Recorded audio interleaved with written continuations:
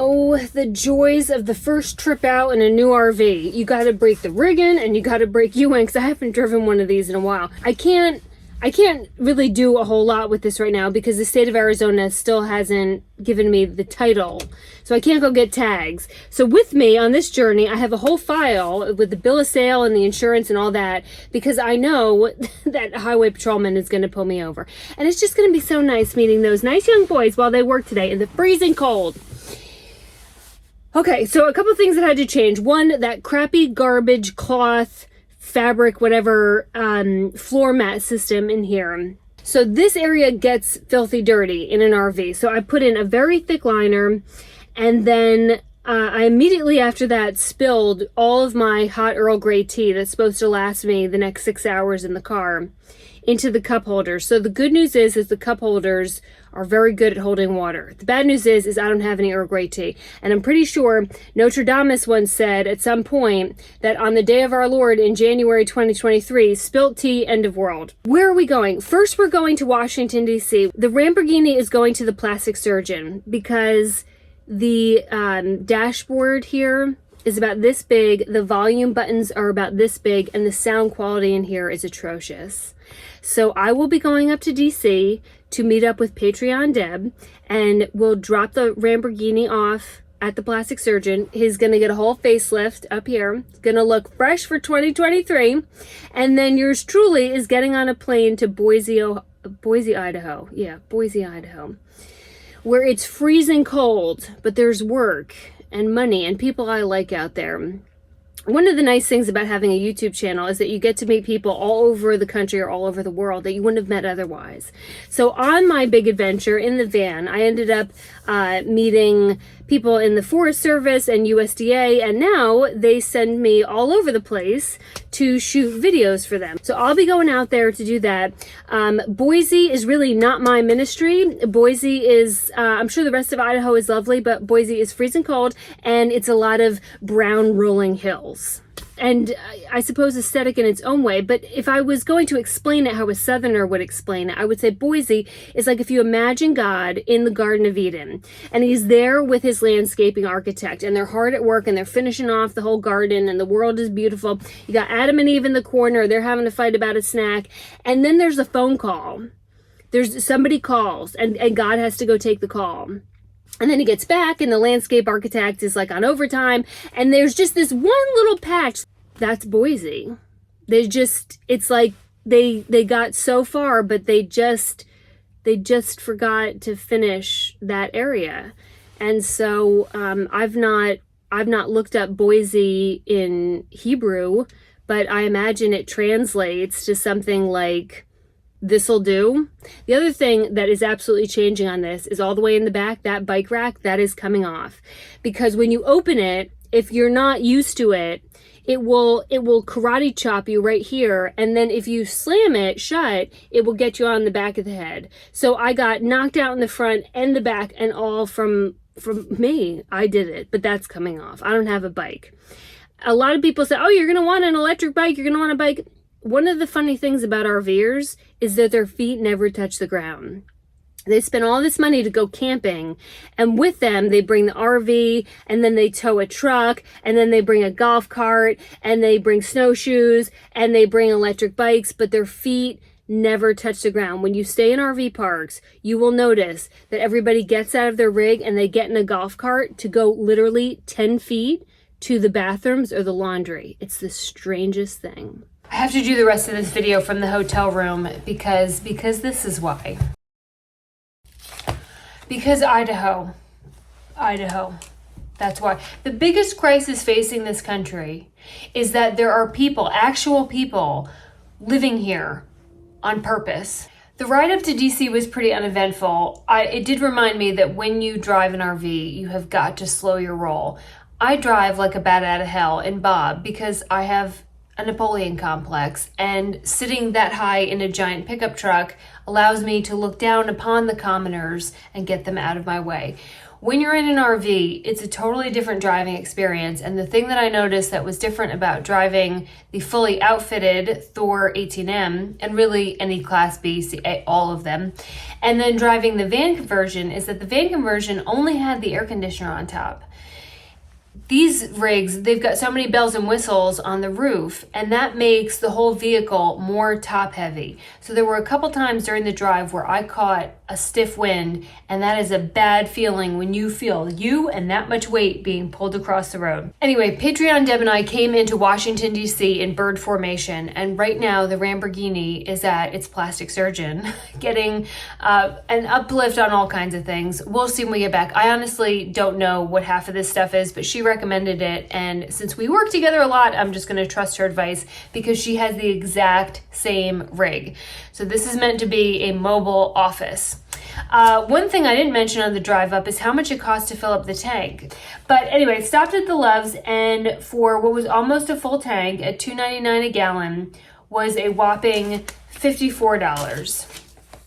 54 bucks, that's it. So the irony here is that driving a very heavy, large Class B RV, it is cheaper for me on fuel than filling up Bob. Bob is a diesel truck. It is like $110 every time I fill Bob up. I have to sell a lot of houses in order to keep my baby. So I got to DC, and then I got on the plane, and I wasn't really expecting this video to take this turn. But once you are out on the road traveling, no matter what way that is, these things just kind of happen. And so I wrote about this and I put it on social media, and it got shared all over the place, and I wasn't expecting people to have that kind of reaction. But we're going to take a little detour from talking about RVs to talking a little bit about the human condition. Here's what happened. I was flying United, and one part of the agreement I have with the company that sends me out here to Idaho and all over the place to shoot these videos. Here, I was in Idaho to work for the Forest Service. But one of the agreements we have is that they pay for a first class ticket. Now, I always used to make fun of people that paid for first class tickets. However, they ruined me because they put me in first class once, and now I will not get on the plane unless I'm in princess seating. I just can't. I am a terrible flyer. For no good reason. I have no reason, none. I think it's just because in TV news, when I worked in news, the only time you hear anything about planes is when they went down, and sometimes we saw footage that can't be released, and I think just like years of that is, I also think it's a control issue. Like if I was driving, I'd feel better. If I was up there telling him what to do, I would feel better, but I'm not. I'm back there. I always pay for the cheapest seat possible, but part of the agreement to shoot the videos is that they put me in first class. When you fly most airlines first class, you get to board first, and that just gives, it's not, your ego goes in full effect because you get to walk by you're going on the same damn thing, but it's nice. I'm not gonna lie, I enjoy it. The couple seconds of smugness does my teeny tiny frozen heart a lot of good. United doesn't do that. United puts everybody in groups, and you kind of all go on at the same time. Well, I didn't realize that.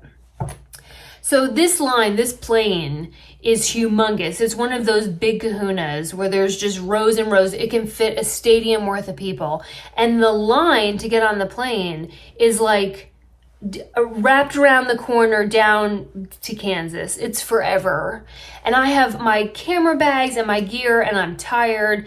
And when I realize that I am out of line, out of place, and now I've got to walk all the way back, I didn't say anything, but I was standing up towards the front, and I guess the look on my face said enough. Because a man standing in front of me, right up at the front, he looked at me and he said, "Oh, I know that face." And I just kind of smiled and was like, "Oh yeah." And I started to walk away, and he pulled his luggage back and he said, "Go ahead." Well, I expected everybody to protest, but nobody said a damn thing. So he moved me right up front. I line cut everybody. And I was so grateful, and it was so kind to do because I didn't have to do it, and I was the one who had screwed up. So a lot of lines are merging into this plane, and everybody gets wrapped around, and I finally shuffle my way up to the front of the plane, and there he is. He is sitting right next to me in 4 in a row. And he gets up out of his seat and shakes my hand, and he said, "Hi, my name is Joe." And I'm like, this is the nicest guy I've ever... I mean, when you get on a plane now, like, it is Mortal Kombat. It is awful, awful. And nobody talks to anybody, and everybody's trying to get their bags, and territorial.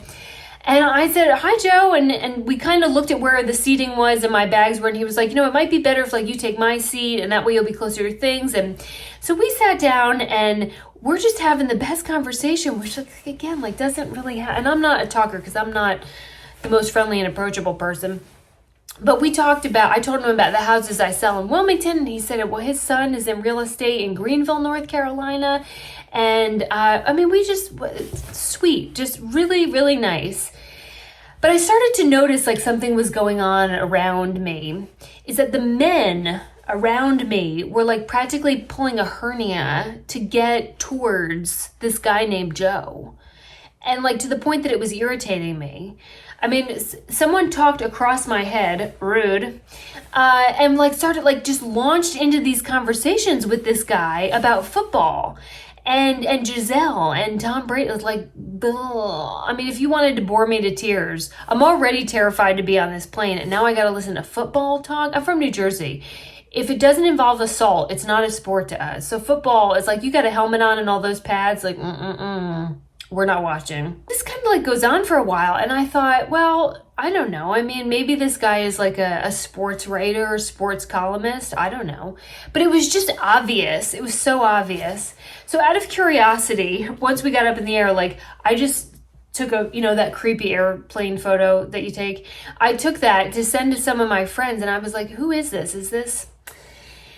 So we had a very nice flight, and as we're getting ready to land, I thanked him for being so gracious and kind to me and just a generally friendly human being, because I am legitimately terrified to fly. And so when someone is that gregarious and warm, it just made everything a little bit easier. I wasn't afraid during takeoff because we were having such a good conversation, not about football, about cows and real estate.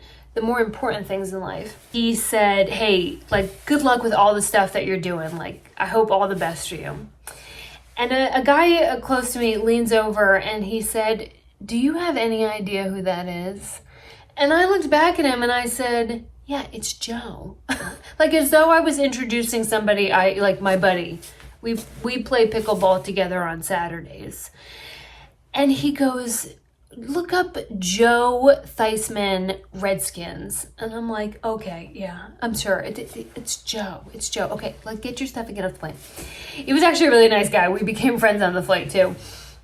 So I get off the plane, and now I'm in Colorado, where the bathrooms are the nicest bathrooms I've ever seen in my life in an airport terminal. And I get my laptop out, and I'm just like, who... And I look it up, and I had absolutely no idea that I was sitting next to a football legend. And that's the point that I want this whole story to be about, because one of the things that the guy sitting next to me said when he was trying to explain to me why I was maybe such a dingbat, because I didn't realize, is when he told me he played at the Redskins, he said, that man that you're sitting next to is a legend. And it kind of... It got me thinking about like what the differences between legends and celebrities, right? So just listen to this. Good faking by Theismann. There it is. Charlie Brown. I don't watch football, so I didn't know who Joe Theismann was. I didn't know that on November 18th, 1985, Joe was a Super Bowl champion quarterback and an NFL MVP. I didn't know that on that night, Joe was sitting in the Redskins locker room waiting to face the Giants with a strange feeling that something big was about to happen. And something big did happen. A 243-pound linebacker crashed into Joe's leg at about the 50-yard line, snapping two major bones through his skin. More than 53,000 fans in the stands and millions more at home stopped everything, having never before seen such a gruesome injury on live TV. The moment became a cultural landmark, the night Joe got hurt, the night his career ended, bookended by 160 touchdowns, 138 interceptions, and 25,206 passing yards. I think we've all been through traumatic, life-altering, career, relationship, faith-ending moments. And what matters is what can't be measured, what we do with it. My favorite story in the Bible is in Exodus with Moses, and God asks Moses, "What's in your hand?" And Moses looks at him and looks at his shepherd's rod and answers, "Well, it's my rod and I shepherd sheep." That's the tool God gave him. But that wasn't the right answer. Moses was indeed a shepherd, but he had misread the assignment. Moses was destined to shepherd people, not sheep. The sheep was just a training exercise. Joe thought he was the great. He was the very reason that Super Bowls were won. It took shattering that leg to realize he was but a vehicle to take the skills he was given and travel the world as a motivational speaker about overcoming adversity. There have been moments when we have questioned the Lord. We don't understand why something has happened to us or something has taken place in our lives. It just doesn't make sense to us. The point of this story is a living example of the difference between legends and celebrities. Celebrities and influencers are out-of-reach idols assigned prominence based on a character that they play. Their relevance is rooted in public opinion, which, as we all know, is as ephemeral as tide changes. Legends, they're different. Legends inspire humanity with God-given talents that seem to touch the heavens. They are the best of us, both when the whole world is watching and when no one is watching at all. See, the man that stands before you today, I hope and pray, is significantly different than the man that played professional football. They leave the world better than they found it. They take what's in their hand and give it back to humanity. They do not call the paparazzi to make sure someone notices. They do not educate strangers, even strangers on planes, about who they are when they're not recognized. They are governed by a certain humility. I don't know the names of half the people I see on TV, and I could not pick a famous TikToker out of a lineup. I also won't be watching football anytime soon. What I will do is remember the graciousness of a guy named Joe who sat next to me on a plane. And to live on in other people's memories for all the right reasons, whether that's a small act of kindness or athletic glory. That is the stuff of legends by weirdos.